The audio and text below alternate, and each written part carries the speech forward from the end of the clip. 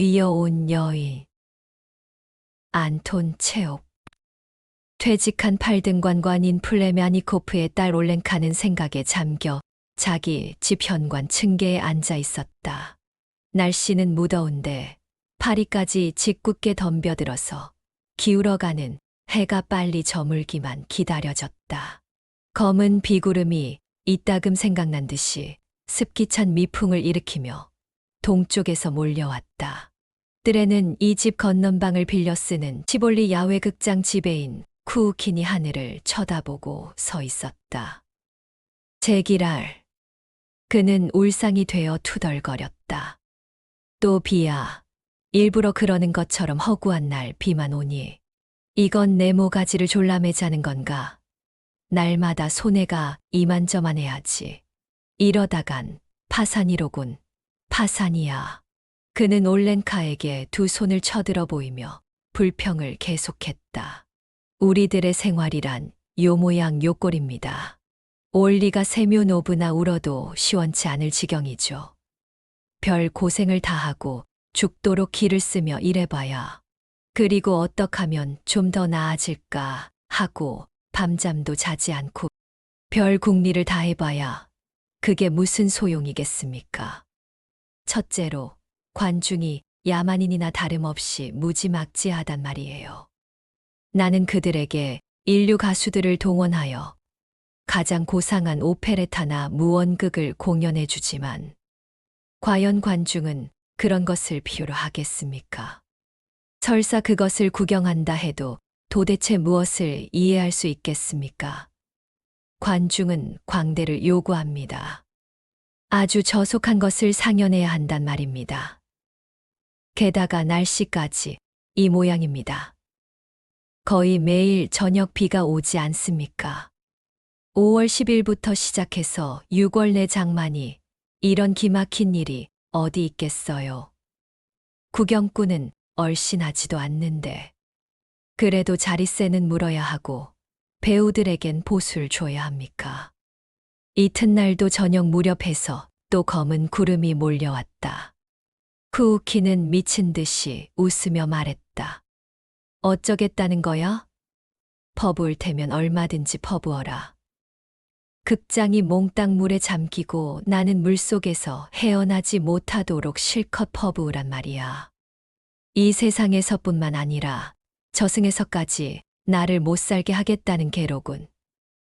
배우들이 나를 걸어 고소해도 좋다. 재판이 무엇이야? 시베리아로 유형을 보내도 좋고 교수대에 올려놔도 겁날 것 없다. 하하하. 그 다음 날도 마찬가지였다. 올렌카는 쿠우킨의 넋두리를 아무 말 없이 가슴 아프게 생각하며 들었고 그러한 그녀의 눈에는 눈물이 글썽해지는 때도 있었다.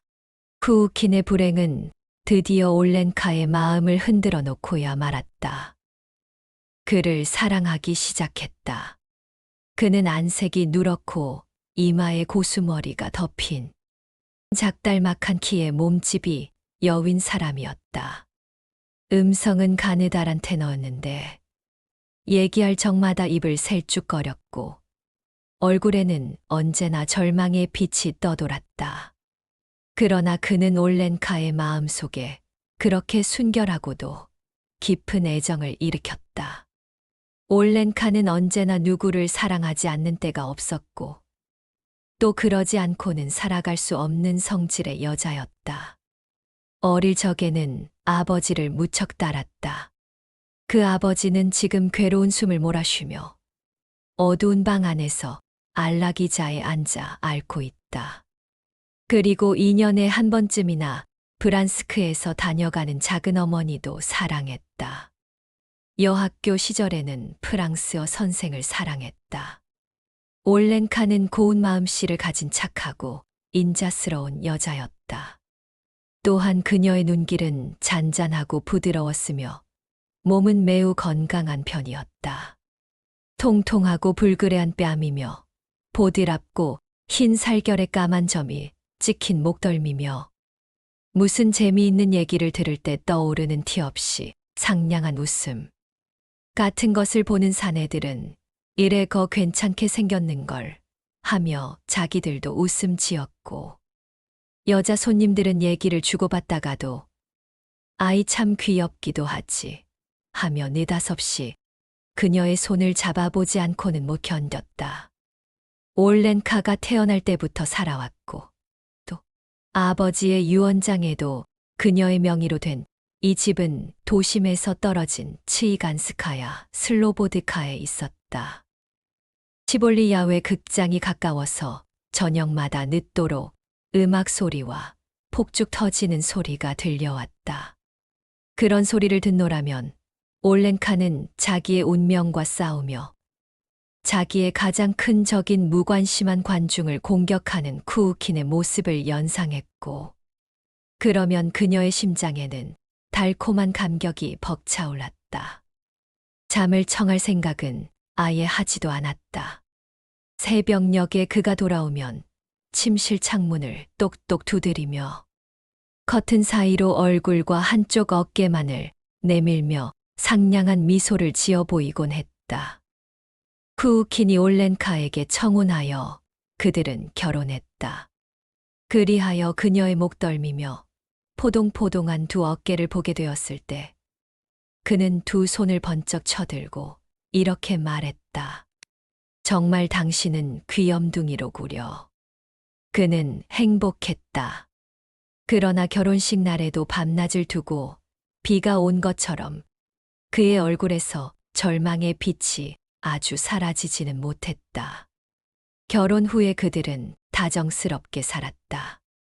올렌카는 입장권을 팔기도 하고 극장 안에 여러 가지 일을 거들어 주기도 하며 계산서를 꾸미고 월급을 치러주기도 했다. 그녀의 불그레한 두 뺨과 티 없이 맑고 귀여운 웃음이 매표구에서 보였는가 하면 무대 뒤나 군의 식당에 나타나곤 했다. 그리고 그녀는 어느덧 자기 친지들에게 연극이야말로 인간 생활에서 가장 보람있고 또 없어서는 안 될 중요한 것이며 연극을 통해서만 인간은 참다운 위안을 느낄 수 있고 교양을 지닌 인도주의적 인간이 될 수 있다고 곧잘 설명하게 되었다. 하지만 관중이 과연 그걸 이해할 수 있겠어요? 그녀는 이렇게 말했다. 그들이 요구하는 건 광대라니까요. 어제 파우스트의 개작을 공연했더니 관람석이 아주 텅 비었어요. 그렇지만 우리 주인 바니치카와 내가 저속한 심파나 공연했더라면 틀림없이 대만원이었을 거예요. 내일 바니치카와 나는 지옥에서의 오르페우스를 상연하기로 했지요. 꼭 보러 오세요. 그러고는 연극이나 배우들에 관해서 쿠우킨이 하던 말을 그대로 되풀이하곤 했다.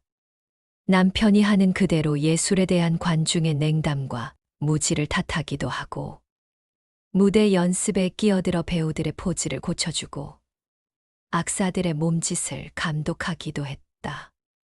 어쩌다 지방신문에 연극에 관한 악평이 실리면 눈물을 흘렸고 그 악평을 해명하려고 직접 신문사에 찾아다니기도 했다. 배우들도 올렌카를 좋아했다. 그들은 바니치카와나 라거나 귀여운 여인이라고 그녀를 부르게 되었다. 그녀는 배우들을 동정해서 많지 않은 돈이면 돌려주기도 했다. 그러다가 만일 배우들이 약속을 지키지 않을 때에도 남편에게 일러 바치는 일은 없었고 그저 혼자서 눈물을 찔끔찔끔 짜고 말았다. 두 내외는 겨울에도 잘 지냈다. 야외 극장은 시내에 있는 극단이 공연하지 않는 대신에 소러시아에서 흘러온 소규모의 극단이라든가 마술사라든가 그렇지 않으면 시골 아마추어 연극 동호회 같은데 단기간씩 빌려주었다. 올렌카는 점점 몸이 나기 시작했고 흡족한 표정으로 얼굴이 환해져 갔다. 그러나 쿠우키는 노랗게 말라만 가면서 겨우내 경기가 나쁘지 않았는데도 손해가 막심하다고 투덜거리기만 했다. 그는 밤마다 쿨룩쿨룩 기침을 했다. 그래서 올렌카는 남편에게 딸기라든가 라임을 짜서 끓여 먹이기도 하며 오데콜롱으로 찜질도 해주었고 자기의 따뜻한 쇼를 둘러주기도 했다. 난 당신이 얼마나 좋은지 몰라요. 남편의 머리를 쓰다듬으며 그녀는 다정스럽게 말했다. 정말 당신은 좋은 분이셔. 사순제되어 쿠우키는 극단을 부르러 모스크바로 떠났다. 남편 없이 올렌카는 잠을 이룰 수 없었고 그래서 밤이 새도록 별들만 바라보며 들창가에 앉아 있었다. 그런 때 그녀는 달장에 수탈기 없으면 괜히 겁을 집어먹고 밤새 잠을 못 자는 암탈과 자기를 비교해 보기도 했다. 쿠우키는 모스크바에서 한동안 머물렀는데 부활절까지는 돌아갈 테니 극장 일은 이러이러하게 하라는 편지를 보내왔다. 그러나 부활절을 일주일 남긴 월요일 밤늦게 문을 두드리는 소리가 불길하게 들려왔다. 문 밖에서 누가 커다란 나무통을 쿵쿵 두드리는 것 같은 소리였다. 잠이 채 깨지 않은 식모가 맨발로 물이 질벅하게 고인뜰을 거쳐 대문으로 달려나갔다. 문 좀 열어주시오. 밖에서 거칠고 굵직한 목소리가 들렸다. 대개 전보요.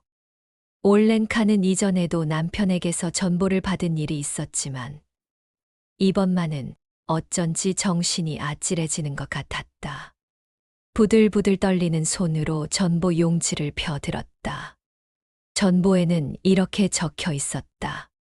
이반 페트로비치 금일 돌연 사망. 화요일 장례식. XXX 지시를 바람. 장례식 다음에 적힌 글자는 전혀 뜻 모를 말이었다. 발신인은 소가극단 무대 감독이었다. 여보. 올렌카는 흐느껴 울었다. 나의 소중한 바니치카. 이게 어떻게 된 노릇이에요? 왜 나는 당신과 만났을까요? 왜 나는 당신을 사랑했을까요? 불쌍한 당신의 올렌카를 두고, 이 가엾고 불행한 올렌카를 두고 당신은 혼자 어디로 가버렸단 말이에요. 쿠우킨의 장례식은 화요일 모스크바에서 치렀다. 그리고 수요일에 올렌카는 집으로 돌아왔다. 방에 들어서자 침대에 몸을 던지고 한 길에서나 이웃집에서도 들릴 만큼 큰 소리로 통곡했다. 가엾기도 해라. 이웃집 사람들은 가슴에 성호를 그으며 말했다. 귀여운 올리가 세묘 노부나가 저렇게 상심해하다가는 몸을 망쳐버리겠네. 그로부터 석 달이 지난 어느 날 수심에 찬 올렌카가 상복을 입고 미사에서 돌아오는 길이었다. 이웃에 사는 바실리 안드레이치 푸스토발로프도 역시 교회에서 돌아오는 길이었는데 우연하게도 올렌카와 나란히 걷게 되었다. 그는 바바카예프라는 목재상의 주인이었다. 맺고 모자를 쓰고 금으로 만든 시계줄을 들이운 흰 조끼를 받쳐 입은 품이 상인이라기보다는 차라리 시골 지주라는 편이 어울릴 것 같은 사람이었다. 세상의 모든 일은 다 주의 안배하심에 따라 결정되는 것입니다. 올리가 세묘 노부나. 그는 동정 어린 음성으로 침착하게 타이르듯 말했다. 우리가 믿고 귀중히 여기는 사람 중 누가 죽는다 해도 그것은 주의 뜻입니다.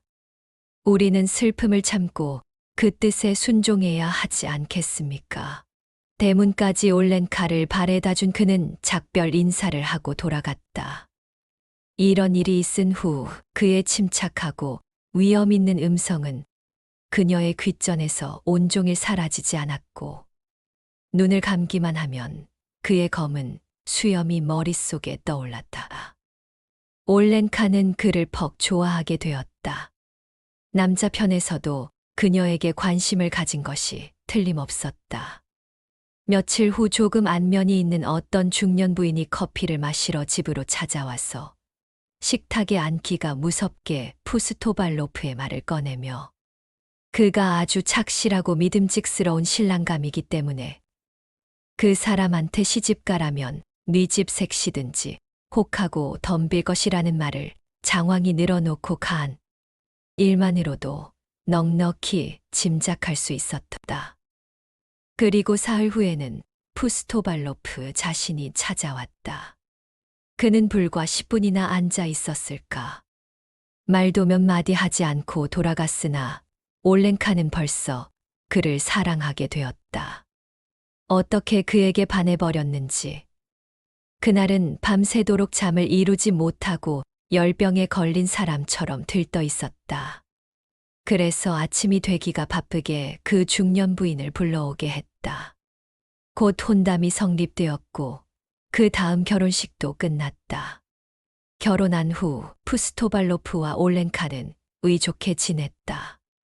남편은 보통 점심때까지 상점에 앉아 있다가 일을 보러 밖으로 나가곤 했다. 그러면 올렌카가 그를 대신하여 저녁 때까지 앉아서 계산서를 꾸미기도 하고 물건을 팔기도 했다. 목재는 해마다 2알씩이나 값이 오른답니다. 물건을 사러 오는 손님이나 아는 사람들에게 그녀는 이렇게 설명했다. 그도 그럴 것이 전에는 이 지방 목재만 가지고도 장사가 되었는데 지금은 우리 주인 바시치카가 목재를 구입하러 모길레프까지 해마다 다녀와야 합니다. 그리고 또 그 우님은 이렇게 말하며 그녀는 두 손으로 뺨을 감싸며 아주 놀란 표정을 지어 보였다. 아주 엄청나게 먹힌다니까요. 올렌카는 벌써 오래전부터 자기가 목재상을 경영해온 것처럼 느꼈고 또 목재야말로 인간 생활에서 가장 중요하고 필요불가결한 물건이라고 생각하게 되었다. 그리고 대들보, 통나무, 석가래, 판자, 각재, 창재, 기둥, 톱밥 등등 이런 말들은 어릴 적부터 귀에 익은 것처럼 다정스럽게 들렸다. 잠을 잘 때에도 차곡차곡 쌓아올린 두껍고 얇은 판자의 덤이라든가 어디론지 시외로 나무를 운반해 가는 우마차의 기다란 행렬이라든가 길이가 30척이 넘는 7치들보 각재가 고추서서 마치 군대처럼 제목 저장고로 행군하는 꿈을 꾸었다. 통나무, 들보, 판자 같은 마른 나무가 요란한 소리를 내고 서로 부딪히며 한꺼번에 무너져 내렸다가는 다시 저절로 쌓아 올려지는 꿈도 꾸었다. 그럴 때 올렌카는 소스라쳐 깨어나곤 했다. 그러면 푸스토발로프가 어린애 달래듯 했다. 왜 그러지, 올렌카. 어서 성호를 그어요. 남편의 생각은 바로 아내의 생각이기도 했다. 남편이 방이 너무 넓다고 하든가 장사가 시원치 않다고 생각하면 그녀도 역시 그렇게 생각했다. 남편은 어떤 종류의 오락도 즐길 줄 몰랐다. 공휴일도 그는 집에만 틀어박혀 있었고 아내도 역시 마찬가지였다. 매일 집 안에나 사무실에만 박혀 있지 말고 극장 같은데 구글이라도 좀 다녀보시지. 가깝게 지내는 사람들은 그녀에게 이렇게 권했다. 우리 바시치카와 나는 극장에 가지 않기로 하고 있지요. 그녀는 위험 있는 말투로 대답했다. 우리 노동자에게는 그런 우스꽝스러운 구경을 하고 다닐까 없습니다. 극장에 다녀봐야 뭐 하나 이로울 게 있어야죠. 토요일이면 푸스토발로프 내외는 저녁 기도에 참석했고 일요일엔 아침 미사에 참여했다. 교회에서 돌아올 때 그들은 부드러운 표정으로 나란히 걸었다. 아내의 비단옷은 사락사락 기분 좋은 소를 내었고 남 보기에도 두 사람은 행복스러웠다. 집에 돌아와서는 버터빵에 여러 가지 잼을 발라서 차를 마시고 케이크를 먹었다. 매일 점심때가 되면 이 집에서는 수프며 양고기며 오리를 볶는 냄새가 대문 밖 한길까지 풍겨 나왔고 육식을 금하는 소재날에는 생선으로 요리를 만들었다. 그래서 누구나 이 집 앞을 지날 때 군침을 삼키지 않는 사람이 없었다. 사무실에는 언제나 사모바르가 꿇고 있어서 손님들은 차와 도넛 대접을 받았다. 일주일에 한 번씩 이 부부는 목욕탕에 갔다가 불그레하게 상기된 얼굴로 나란히 집으로 돌아오곤 했다. 덕분에 잘 지내고 있지요. 올렌카는 아는 사람을 만나면 이렇게 말했다. 남들도 모두 바시치카와 내가 사는 것처럼 행복하게 살 수 있게 해달라고 주께 간구한답니다. 푸스토발로프가 목재를 구입하러 모길레프에 다녀오는 동안 그녀는 퍽 적적해했고 밤잠도 못 자고 눈물만 짰다. 그녀의 집 건넌방을 빌려 쓰는 젊은 군 수의관인 스미르닌이 저녁이면 이따금 놀러왔다. 그는 올렌카에게 이야기도 해주고 트럼프를 함께 하기도 했는데 그녀에게는 여간 위로가 되는 게 아니었다. 스미르닌의 가정 얘기는 특히 그녀의 관심을 끌었다. 수의관에게는 처와 아들이 있었는데 처의 행실이 좋지 못하여 헤어졌다는 것이다. 그는 지금 자기 처를 몹시 원망하기는 하지만 아들의 양육비로 매달 40루블씩 보내준다고 했다. 그런 얘기를 들으며 올렌카는 한숨을 쉬고 머리를 흔들었다. 그가 측은히 여겨졌던 것이다. 주께서 당신을 구해주시도록 기도하겠어요. 올렌카는 말했다. 심심한데 와주셔서 참 고마웠어요.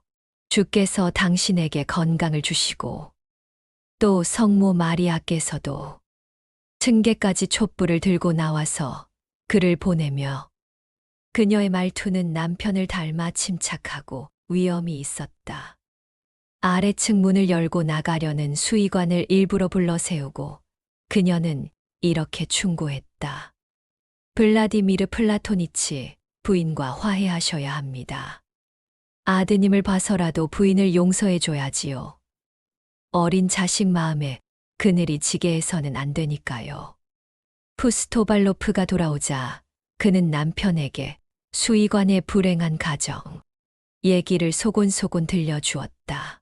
그리고 그들 내외는 한숨을 쉬고 머리를 저으면서 그 어린애는 얼마나 아버지가 보고 싶겠느냐고 남의 일 같지 않게 동정을 했다. 그러던 내외는 어떤 이상한 생각이 떠올라 성상 앞에 무릎을 꿇고 자기들에게도 자식을 주십사는 기도를 드렸다. 이리하여 푸스토발로프 내외는 깊은 사랑 속에서 말다툼 한 번 한 일이 없이 6년 동안 조용하고 평화로운 나날을 보냈다. 그러다가 어느 겨울날 바실리 안드레이치는 상점에서 뜨거운 차를 한 잔 들이켜고 목재가 반출되는 것을 살피러 모자도 쓰지 않은 채 밖으로 나갔다가 그만 감기에 걸려서 드디어는 알아 눕게 되었다. 이름난 의사들을 불러보았지만 그의 병세는 조금도 차도가 없더니 넉 달을 누워 앓고는 끝내 죽어버리고 말았다. 올렌카는 다시금 과부가 되었다. 나를 두고 당신은 혼자 어디로 가신단 말이오. 여보. 남편의 장례를 치르고 그녀는 이렇게 통곡했다. 당신 없이 나 혼자 앞으로 어떻게 살아가면 좋아요. 내가 가엾고 불쌍하지도 않으세요. 이웃의 여러분들이 나를 보살펴 주세요. 나는 이제 사고무친의 고아가 돼버렸어요. 올렌카는 상장이 달린 검은 옷을 입고 모자를 쓰지도 장갑을 끼지도 않았으며 교회나 남편의 묘지에 가는 이외에는 밖으로 나오는 일이 없었다. 마치 수도원의 수녀와 같은 생활을 했다. 푸스토발로프가 죽은 후 6개월이 지나자 올렌카는 상복을 벗었고 들창에 무겁게 닫혔던 덧문을 열어놓기 시작했다. 아침이면 이따금 식모를 데리고 시장에 나가는 그녀의 모습을 사람들은 볼 수 있게 되었다. 그러나 집 안에서 그녀가 어떻게 지내는지 또는 무슨 일이 일어나는지 그런 것은 그저 제멋대로 추측을 해보는 수밖에 딴 도리가 없었다. 그녀가 뜰에 앉아 수의관과 함께 차를 마신다느니 수의관이 그녀에게 신문을 읽어주는 것을 누가 보았다느니 또 우체국에서 어떤 친구를 만나 올렌카가 이런 말을 하더라느니 하는 소문이 그러한 추측의 근거가 되었다. 이 고장에서는 가축 관리가 제대로 돼 있지 않아요. 그것이 여러 가지 병이 생기는 원인이지요.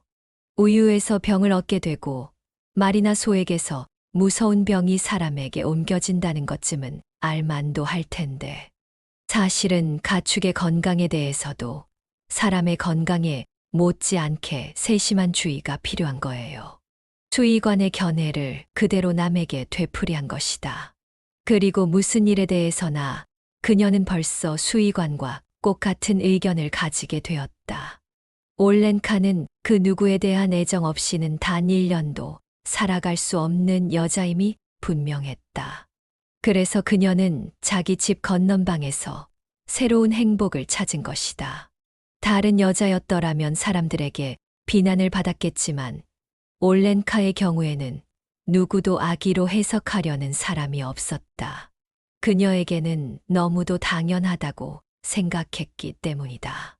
올렌카와 수의관은 누구에게도 자기들의 관계가 달라졌다는 말을 입 밖에 내지 않았고 될수록 감추려 했지만 그것은 안 될 일이었다. 올렌카는 비밀이라는 것을 가질 수 없는 여자였다. 연대에 같이 근무하는 수의관의 친구들이 놀러오면 올렌카는 그들에게 차를 대접하기도 하고 어떤 때는 밤참을 차리기도 했다. 그런 자리에서 그녀는 패스트, 결핵 등 가축의 질병이나 도회지의 도살장과 같은 문제에 대해 늘어놓기가 일쑤여서 수의관을 난처하게 만들었다. 손님들이 돌아간 후 수의관은 그녀의 손을 붙잡고 화를 내며 나무랐다. 똑똑히 알지도 못하는 그런 얘긴 하지 말라고 그러지 않았소. 우리 수의사끼리 얘기할 땐 제발 말 참견 좀 그만둬요. 내 꼴이 뭐가 되겠소. 그러면 올렌카는 놀라움과 불안이 뒤섞인 얼굴로 그를 쳐다보며 물었다. 그럼 볼로치카, 난 무슨 말을 하면 좋아요? 그리고 눈물이 글썽해서 그를 껴안으며 성내지 말아달라고 애원했다. 두 사람은 행복했다. 그러나 그 행복도 오래 계속되지는 못했다.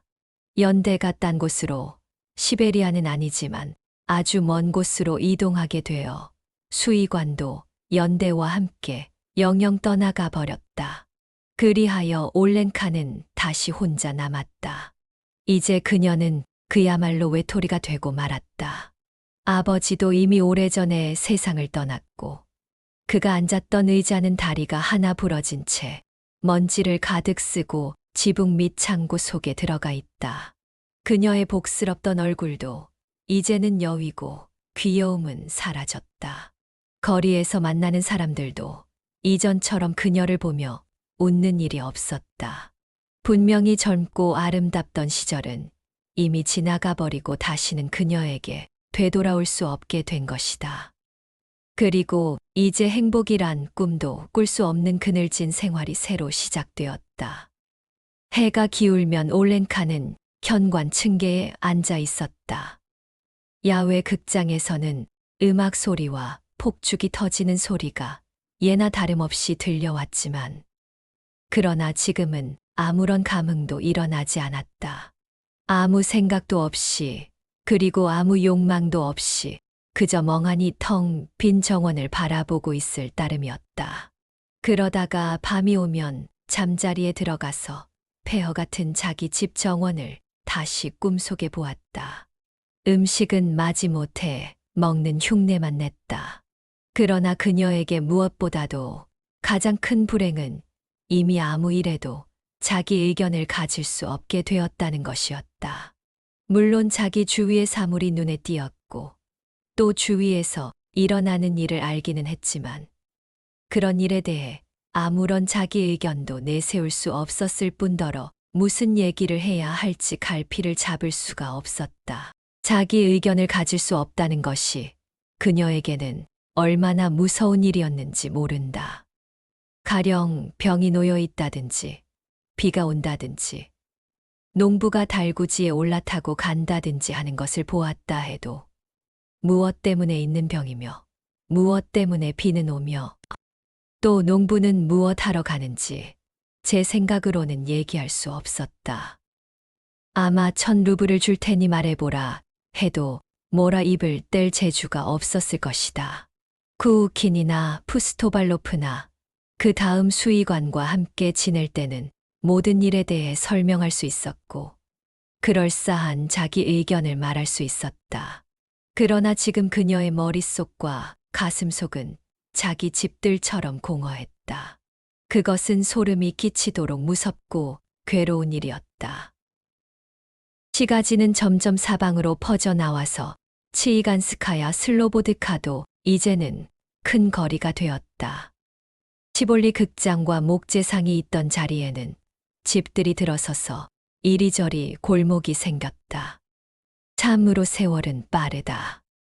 올렌카의 집은 연기에 그을리고 지붕은 녹이 슬고 헛가는 한쪽으로 기울고 뜰에는 잡초와 가시나무가 무성했다. 집주인인 올렌카의 얼굴에도 흉하게 주름이 늘어갔다. 여름이면 허전한 마음으로 시름 없이 층계에 나와 앉아 있었고 겨울에는 눈이 내리는 것을 바라보며 들창가에 앉아 있었다. 훈훈한 봄바람이 불기 시작하고 그 바람을 타고 교회의 종소리가 들려오면 문득 지난날의 추억이 한꺼번에 되살아나서 가슴이 미어질 것 같았다. 그리고 저도 모르게 눈물이 흘러내렸다. 그러나 그 눈물도 오래가는 것은 아니었다. 다시금 무엇 때문에 사는지 알 수 없는 공허감이 그 자리를 차지했다. 브리스카라는 새까만 고양이가 야옹거리며 곁에 와서 재롱을 부렸으나 그러한 고양이의 재롱이 올렌카의 마음을 건드릴 수는 없었다. 그녀에게 고양이의 재롱이 무슨 소용이 있겠는가? 그녀에게 필요한 것은 자기의 모든 존재, 자기의 이성과 영혼을 독점하고 생각할 수 있는 힘과 생활의 방향을 제시해주며 식어가는 피를 다시 따뜻하게 해줄 수 있는 그러한 사랑이었다. 그녀는 옷깃에 매달리는 고양이를 떼내어 밀어버리며 싫은 소리를 했다. 저리 가거라. 귀찮다. 날이면 날마다 아무런 기쁨도 아무런 자기 주견도 없이 이렇게 세월을 보내며 해가 거듭되었다. 살림은 식모 마브라가 하는 대로 맡겨두었다. 무더운 6월 어느 날 저녁 무렵이었다. 시외로 나갔던 가축들이 집안에 온통 먼지를 뒤집어 씌우며 지날갈 무렵 누군가 대문을 두드렸다. 올렌카가 나가서 문을 열었다. 그리고 밖을 보았을 때 하마터면 기절을 할 뻔했다. 문 밖에는 이미 머리가 희끗희끗한 수의관이 평복을 하고 서 있었다. 순간 그녀에게 잊어버렸던 모든 과거가 되살아왔다. 그녀는 어쩔 줄 몰라 한마디 말도 입 밖에 내지 못한 채 그의 가슴에 머리를 파묻고 흐느꼈다. 걷잡을 수 없는 흥분 속에서 그 다음 두 사람이 어떻게 집으로 들어오고 어떻게 차를 마시러 식탁에 와서 마주 앉았는지 알 수 없었다. 당신이 오셨구려. 기쁨에 떨리는 목소리로 그녀는 속삭이듯 말했다. 블라디미르 플라토니치, 어디 계시다. 이렇게 찾아오셨어요. 아주 이 고장에 와서 살기로 했습니다. 수의관이 입을 열었다. 군대도 그만두고 이젠 내 맘껏 일을 해서 자리 잡힌 생활을 해보려고 왔지요. 그리고 아들놈도 학교에 입학시킬 때가 되었습니다. 다 자랐어요. 알고 계신지 모르겠지만 마누라와 화해를 했습니다. 그런 부인은 어디 계신데요? 올렌카가 물었다. 어린애하고 여관에 있습니다. 그래서 지금 새빵을 얻으러 다니는 길이지요. 아니, 새빵이라니. 그게 무슨 말씀이세요? 우리 집에 와 계시면 될 텐데. 왜 여기가 마음에 안 드시나요? 방세는 한 푼도 안 받을 테니 우리 집으로 오세요. 올렌카는 다시 흥분하여 눈물을 흘렸다. 이 방을 쓰도록 하세요. 나는 건넌 방 하나면 되니까. 그렇게 하시면 얼마나 좋을지 몰라요. 이튿날 지붕에는 벌써 페인트 칠을 하고 벽도 희게 칠하게 했다. 올렌카는 가슴을 펴고 두 손을 허리에 얹고서 집안을 돌아다니며 여러 가지로 일을 감독했다. 얼굴에는 예전과 같은 웃음이 떠올랐으며 마치 오랜 잠에서 깨어난 듯 그녀의 온몸에서는 활기가 넘치는 것 같았다. 수의관의 마누라가 아들과 함께 이사를 왔다. 밉게 생긴 얼굴에 머리를 짧게 자른 성미가 까다로울 것 같은 여인 몸집의 여자였다. 아들 사샤는 10살 난 어린애 치고는 키가 작고 똥똥한 편이었는데 눈이 파랗고 볼따구니엔 오목하게 파인 보조개가 있었다. 아이는 뜰에 들어서기가 무섭게 고양이를 쫓아서 달려나가더니 곧이어 명랑하고 즐거운 웃음소리가 들려왔다. 아주머니, 이거 아주머니네 고양이죠. 사샤가 올렌카에게 물었다. 새끼 낳으면 우리 하나 주세요. 우리 어머닌 쥐를 제일 싫어해. 차를 따라주며 사샤와 이야기를 하노라면 올렌카는 가슴이 훈훈해오고 이 아이가 제 자식처럼 사랑스럽게 여겨졌다. 저녁에 사샤가 책상에 앉아 복습을 하면 그녀는 대견스럽게 그것을 바라보며 이렇게 속으로 중얼거렸다. 참 귀엽기도 하지. 어쩌면 어린 것이 저렇게 똑똑하고 저렇게 깨끗하담. 섬은 사면이 바다로 둘러싸인 육지의 한 부분입니다. 사샤가 소리를 내어 읽었다. 섬은 사면이 바다로 둘러싸인 올렌카도 받아 읽었다. 이것이 여러 해 동안 자기 주관이라는 것을 모르고 침묵 속에서만 살아온 그녀가 자신을 가지고 입 밖에 낸 맨 처음 의견이었다. 이제야 올렌카는 자기 자신의 의견을 가지게 되었다. 밤참 때 그는 사샤의 양친과 이야기하면서 중학교 과목은 어린애들에게 어렵긴 하지만 실업 교육을 받게 하는 것보다는 역시 기초적인 고전들을 교육시키는 중학교가 장래를 위해서 더 좋다고 했다. 즉 중학교를 마치면 의사라든가 기술자라든가 자기가 원하는 대로 진출할 수 있는 길이 트이기 때문이라는 것이었다. 사샤는 중학교에 다니게 되었다.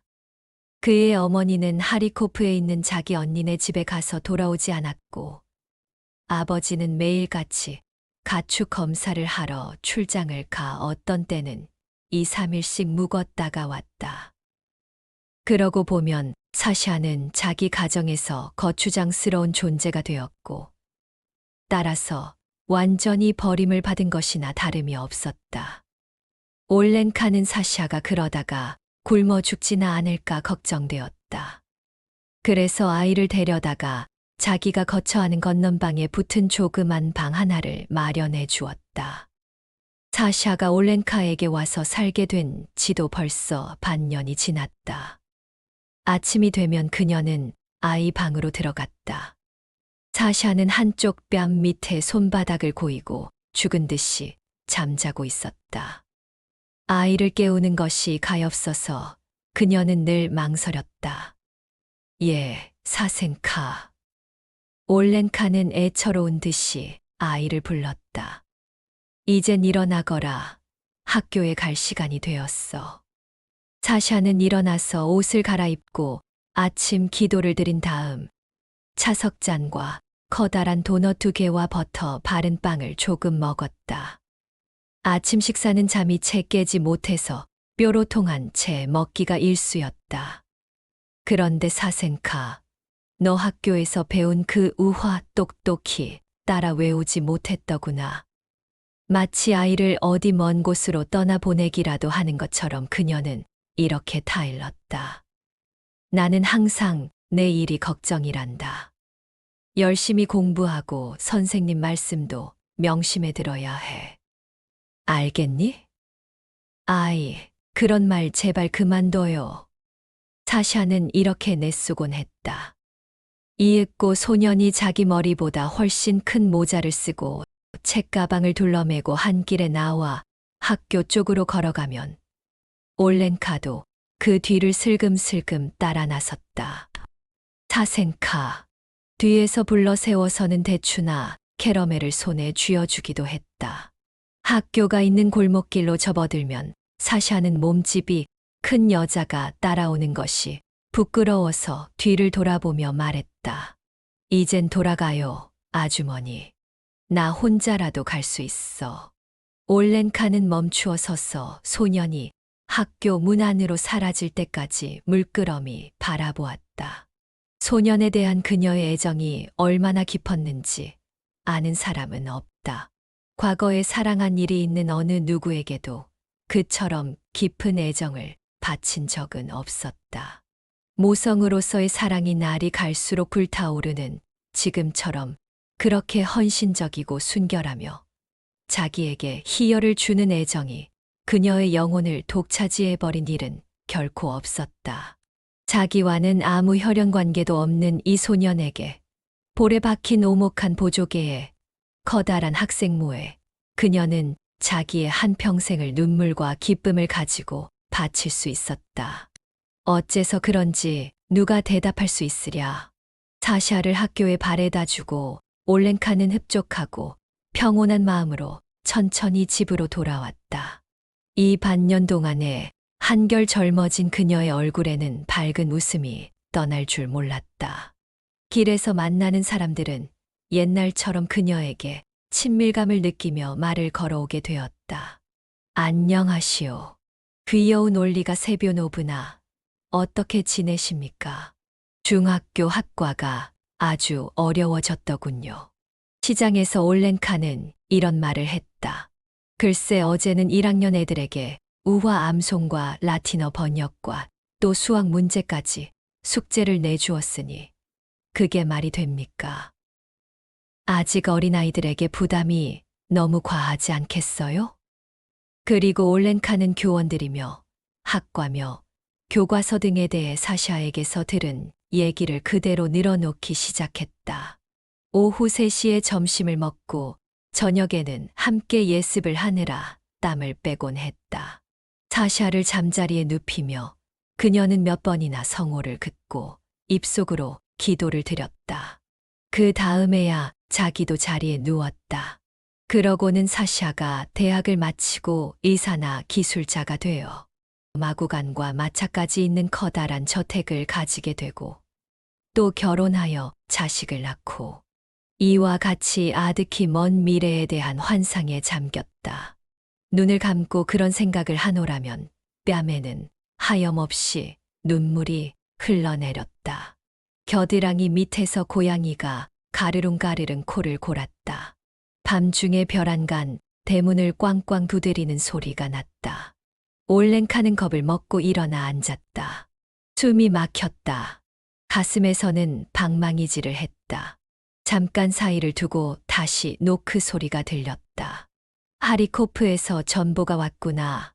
온몸을 후들후들 떨면서 올렌카는 이렇게 생각했다. 사샤의 어머니가 그 애를 하리코프로 보내라고 전보를 쳤나 봐.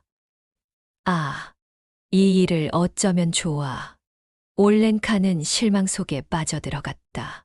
머리와 사지가 얼음처럼 얼어들었다. 그리고 이 세상에서 자기보다 더 불행한 사람은 다시 없을 거라고 생각했다. 그러나 잠시 후 목소리가 들렸다. 수의관이 클럽에서 돌아온 것이다. 아이, 고마워라. 그녀는 한숨을 몰아쉬었다. 가슴 속에 뭉쳤던 무거운 것이 차차 풀리며 다시 가벼워졌다. 올렌카는 옆방에서 깊이 잠든 사샤를 생각하며 자리에 누웠다. 이따금 사샤의 잠꼬대가 들려왔다. 난 싫어. 저리 가 때리지 마. 귀여운 여인.